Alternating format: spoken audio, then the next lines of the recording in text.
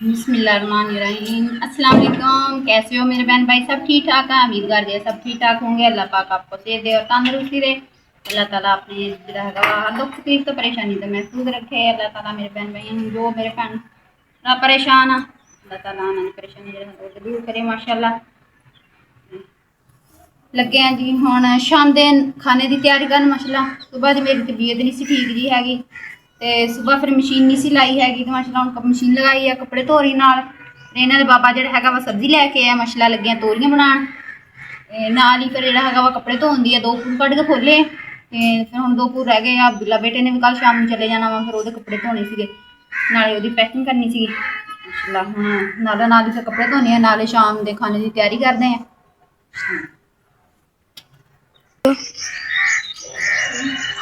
माशाअल्लाह आ 2 तारा 2 पूर कपड़े कढ़ के खोले आ ते कुछ अब्दुल्ला बेटे दे नवें सूट सीगे वो कढ़ के हुण धो के हटी माशाअल्लाह। कोई धोने वाले पे आ पहले नवें धो के हटी आउंदे फिर हुण जिहड़े ओहदे कम्म वाले आ उन्होंने तेल लगा होया वा फिर मैं कहा भी वो पानी गर्म करके फिर वो एंड ते पाऊंगी उतों फिर कपड़ियां दा बैग भर के लेके आए सीगे माशाअल्लाह।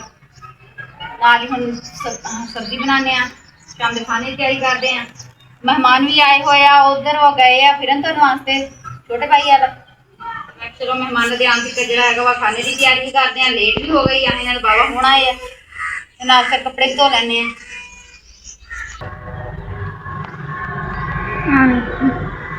थोड़े जी रह गए कपड़े धोने माशाल्लाह। लगे मैं हांडी रखन प्याज ऐड करते हैं मिर्चा टमाटर बनाए पे घिया तोरी लसन का पेस्ट लगे बना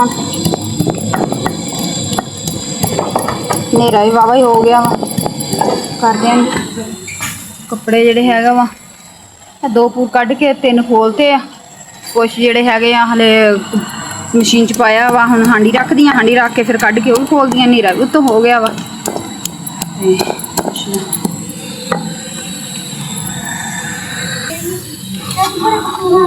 पेस्ट ऐड करते हैं। प्याज बहुत ही ज़्यादा लाल हो गए जैका सोना बन गया ये ऐड करते हैं हरी मिर्चा तो टमाटर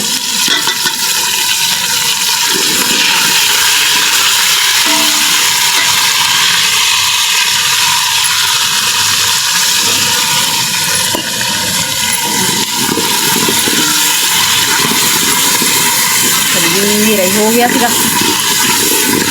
करके तो फिर तोरियां बनाने टाइम लग जाता वा। ऐड करते हैं हल्दी पाउडर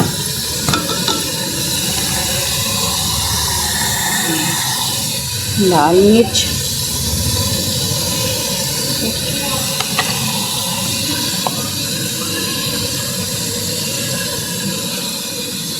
नमक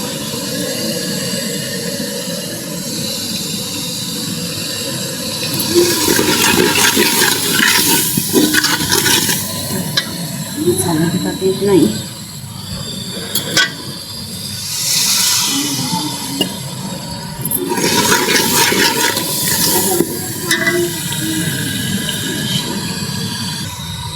माशाल्लाह। मसाला मेरे हो गया वा तैयार मेरे ऐड करते हैं सब्जी बिस्मिल्लाह।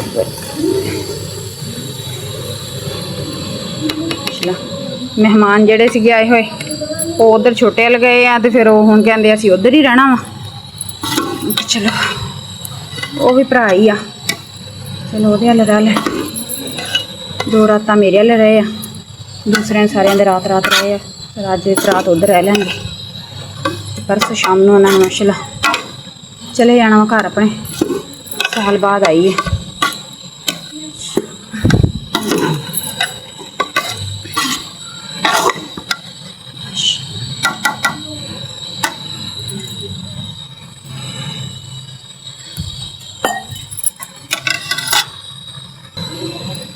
माशाल्लाह आटा गुन्निया पिया वा हांडी मेरी सालन जिन्नी मैनू माशाल्लाह तैयार होनी है उन्नी देर नूं ਪਹਿਲੇ ਤਾਂ ਕੱਪੜਿਆਂ ਦੇ ਪੂਰਾ 2 ਕੱਢ ਕੇ ਰੱਖੇ ਪਏ ਆ, ਉਹ ਉਤਾਰਦੀ ਹਾਂ।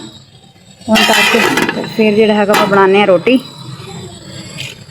ਚੁੱਲ੍ਹੇ 'ਤੇ ਰੋਟੀ ਪਾਉਣੀ ਆ, ਮਨ ਬੇਟੀ ਬਾਲਦੀ ਆ ਅੱਗ, ਤੇ ਉਨੀ ਦੇਰ ਮੈਂ ਕੱਪੜੇ ਉਤਾਰ ਲੈਂਦੀ ਹਾਂ। ਮਾਸ਼ਾਅੱਲਾ ਆ ਇੱਕ ਪੂਰ ਰਹਿ ਗਿਆ ਵਾ ਅਬਦੁੱਲਾ ਬੇਟੇ ਦੇ ਕੱਪੜਿਆਂ ਦਾ।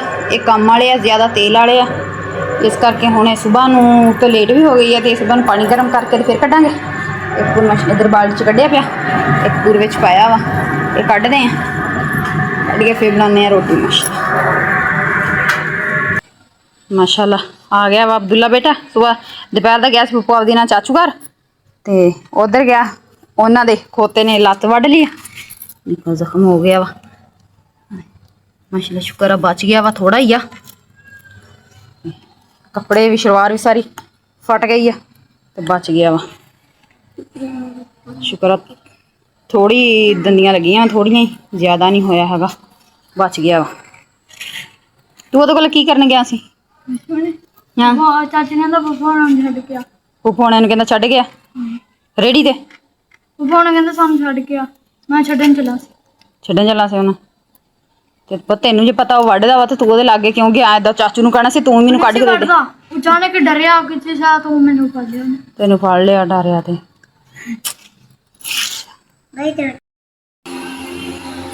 ਹਾਂਜੀ ਮਸਲਾ ਸਾਲਨ ਮੇਰੀ ਜਿਹੜੀ ਹੈਗੀ ਆ ਉਹ ਚੱਲੀ ਆ ਤਿਆਰ।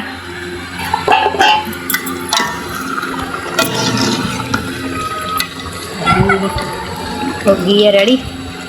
ਤੇ इधर मेहमान बेटी ने आग भी मचाती है। बनाते हैं हम रोटी, क्योंकि सालन उपर रख के मैं लगती सी कपड़े खोलन। कपड़े जो मशीन चो कड्डे सी रखे थे वो कढ़ के उन्होंने खोल के हटी हैं।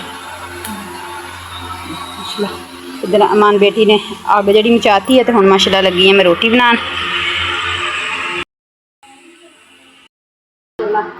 साल मेरी तैयार हो गई है, तो हुण बनाने रोटी। काफ़ी नेरा भी हो गया वा।